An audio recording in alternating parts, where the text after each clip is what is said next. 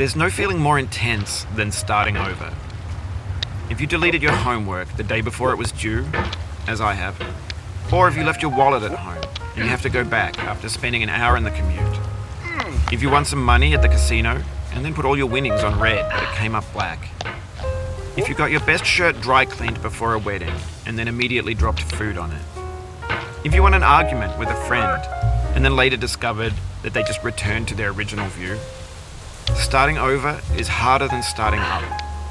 If you're not ready for that, like if you've already had a bad day, then what you're about to go through might be too much. Feel free to go away and come back. I'll be here. Alright, thanks for coming with me on this trip. I'll understand if you have to take a break at any point. Just find a safe place to stop and quit the game. And don't worry, I'll save your progress, always, even your mistakes. This game is a homage to a free game that came out in 2002, titled Sexy Hiking. The author of that game was Jazuo, a mysterious Czech designer who was known at the time as the father of B games. And B games are rough assemblages of found objects. Designers slap them together very quickly and freely, and they're often too rough and unfriendly to gain much of a following. They're built more for the joy of building them than as polished products. In a certain way, Sexy Hiking is the perfect embodiment of a B game. It's built almost entirely out of found and recycled parts, and it's one of the most unusual and unfriendly games of its time. In it, your task is simply to drag yourself up a mountain with a hammer. And that act of climbing, in the digital world or in real life, has certain essential properties that give the game its flavor. No amount of forward progress is guaranteed. Some cliffs are too sheer or too slippery. And the player is constantly, unremittingly in danger of falling and losing everything. Anyway, when you start Sexy Hiking, you're standing next to this dead tree that blocks the way to the entire rest of the game. It might take you an hour to get over that tree, and a lot of people never got past it. You prod and you poke at it, exploring the limits of your reach and your strength, trying to find a way up and over. And there's a sense of truth in that lack of compromise. Most obstacles in video game worlds are fake. You can be completely confident in your ability to get through them once you have the correct method or the correct equipment or just by spending enough time. In that sense, every pixelated obstacle in Sexy Hiking is real. The obstacles in Sexy Hiking are unyielding, and that makes the game uniquely frustrating. But I'm not sure Jazuo intended to make a frustrating game. The frustration is just essential to the act of climbing, and it's authentic to the process of building a game about climbing. A funny thing happened to me as I was building this mountain. I'd have an idea for a new obstacle, and I'd build it, test it, and it would usually turn out to be unreasonably hard. But I couldn't bring myself to make it easier. It already felt like my inability to get past the new obstacle was my fault as a player rather than as a builder. Imaginary mountains build themselves from our efforts to climb them, and it's our repeated attempts to reach the summit that turns those mountains into something real. When you're building a video game world, you're building with ideas, and that can be like working with quickset cement. You mold your ideas into a certain shape that can be played with, and in the process of playing with them, they begin to harden and set until they're immutable, like rock. And at that point, you can't change the world. Not without breaking it into pieces and starting fresh with new ideas.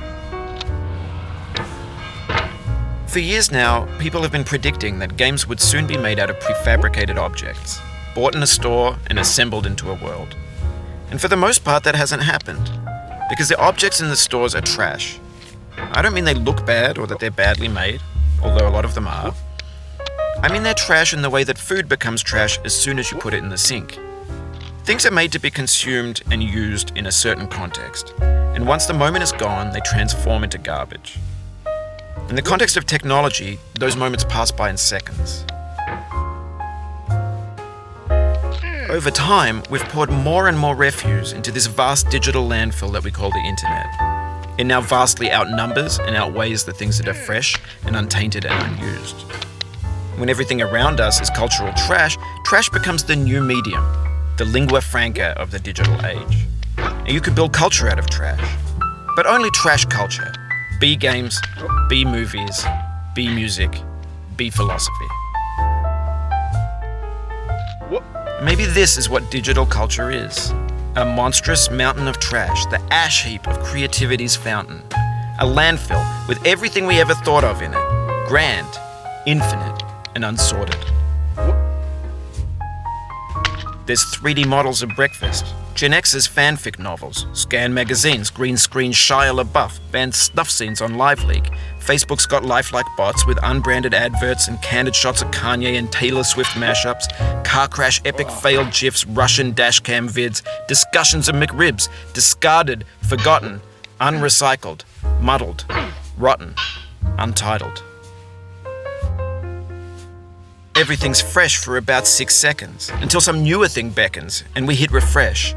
And there's years of persevering, disappearing into the pile, out of style, out of sight. In this context, it's tempting to make friendly content that's gentle, that lets you churn through it but not earn it. Why make something demanding if it just gets piled up in the landfill, filed in with the bland things? When games were new, they wanted a lot from you. Daunting you, taunting you, resetting and delaying you. Players played stoically.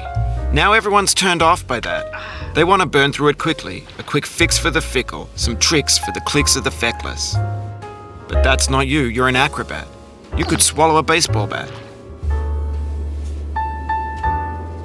Now I know, most likely you're watching this on YouTube or Twitch, while some dude with 10 million views does it for you, like a baby bird being fed chewed up food.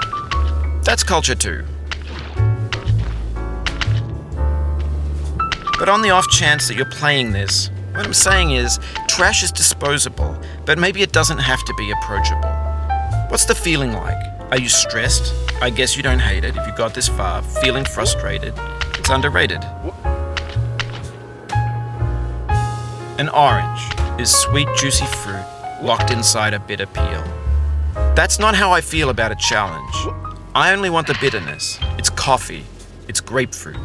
It's licorice. It feels like we're closer now. Composer and climber, designer and user.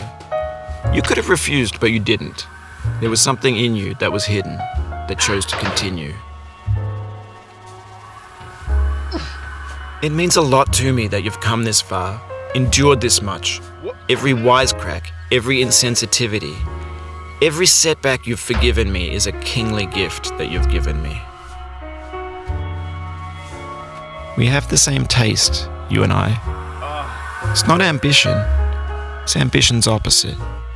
An obdurate mission to taste defeat.